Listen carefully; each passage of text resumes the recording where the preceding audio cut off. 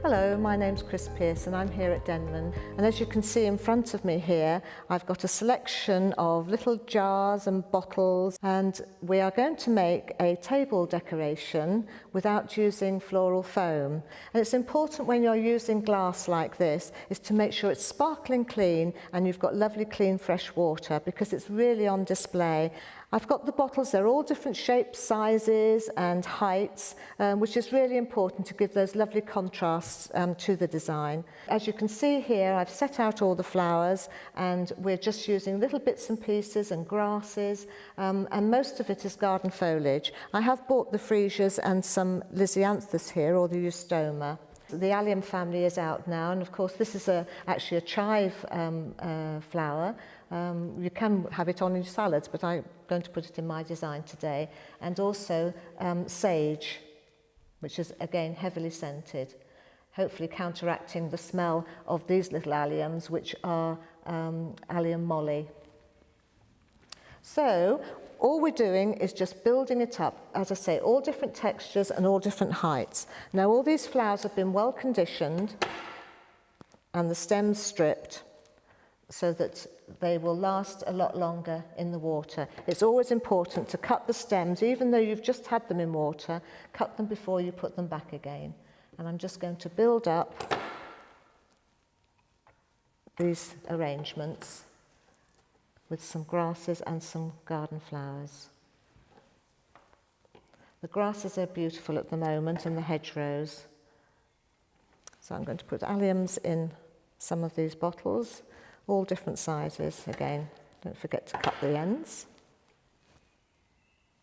And just build up a lovely assortment of flowers. This is a very popular design for weddings nowadays. Very, very pleasing. And I know brides often use them and allow the guests to take them home as gifts. So a little bit of the sage again going in there. Wonderful smell. And the sage flowers actually dry quite nicely as well. Once the purple has died down, the seed head set, they look really nice. And this is Nigella, or Love in a Mist, which again self-seeds in a garden. Although it's an annual, it does self-seed. And then we'll put some of the freesias in as well. Again, a different scent, which is very nice. I'm just going to turn that round so I can see that I'm getting it evenly distributed. And you can literally put as much as the size of the hole that you've got to put them into. Just don't really want those touching each other. There we go, that's it. And just allow them to dance wherever they want to go.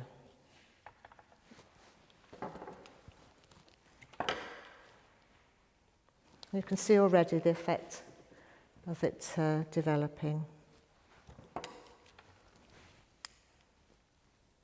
Right, so we've put some of the flowers in. So we've got lots of lovely blues and yellows in there. And now we're going to just fill in with some grasses. And I've got just some grasses from the hedgerows there to put in. Gives that lovely ethereal look to the design, which I really like.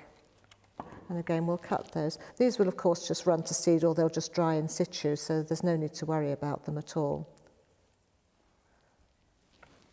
And then I've got this lovely quaking grass, which I grow in my garden, and it actually, because it's quaking grass, you can actually hear the rustle of it as well, which is really nice.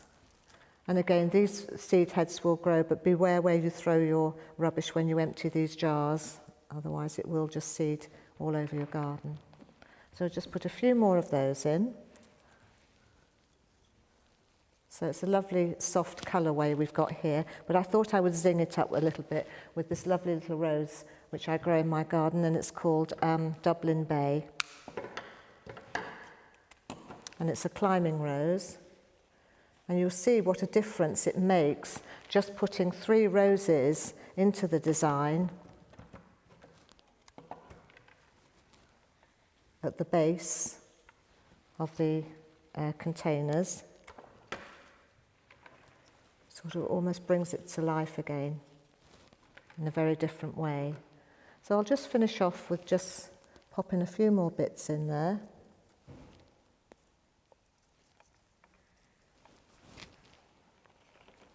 I have a few little Lisianthus stems there, taken off the main flower. There's just a couple of those in there as well. And that really completes our design, not using floral foam. And of course, to just make sure that you keep these so that the stems are actually in water. You don't want to fill them up right to the top, but it's important to make sure the stems are always in water. And I would suggest that after a day, you just lift out the flowers as they are, rinse out the vases and refill them again so that you've always got lovely crystal clear waters. And what's nice, just to finish off with that, is to actually light our candles. But you can see then the overall effect. Watching, of course, that the grasses aren't hanging over your candles. So there we are. I hope you've enjoyed this and that you will have a go. It's a very, very easy design, but you have to admit quite an impact design as well on your table.